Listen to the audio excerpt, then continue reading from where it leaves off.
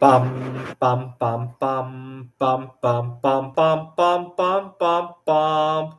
The Peter Shit Show. But that was off center. Let me do it again. The Peter Shit Show. Bum, bum, bum, bum, bum, bum, bum. Apologies for the weird angle, but my bismuth factory is a disaster at the moment, to say the least. I've been really busy with bismuth.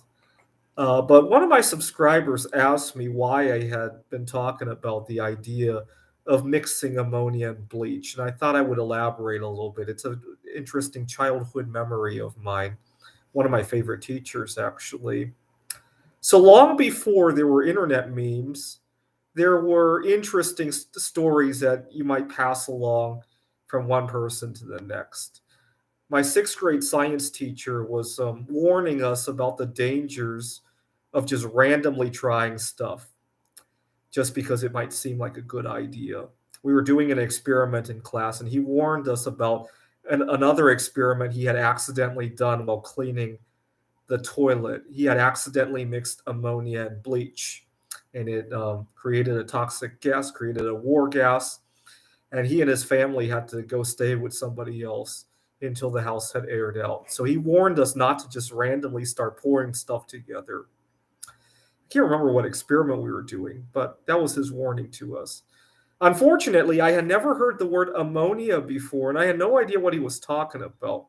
In fact, I thought he had said pneumonia because a couple days before that, I had a classmate who was sick and was out of the school for a few days. He had pneumonia. And so I thought my sixth grade teacher had said, don't mix pneumonia with bleach. And I had no idea what that meant. Like if somebody were sick with pneumonia and came into contact with bleach, and I had no idea.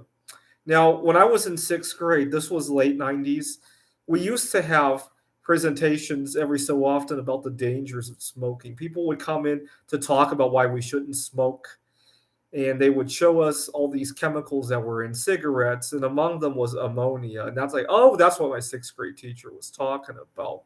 Did he pour his bleach on his cigarettes or what? But anyways, now finally I got to see the word ammonia, and then it dawned on me the paper that is used to make cigarettes is bleached because it's bright white.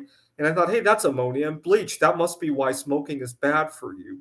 Now, I really love my sixth grade science teacher. So seeing the ammonia and bleach in the cigarettes made me never want to smoke a cigarette. So I guess that worked wonders for me.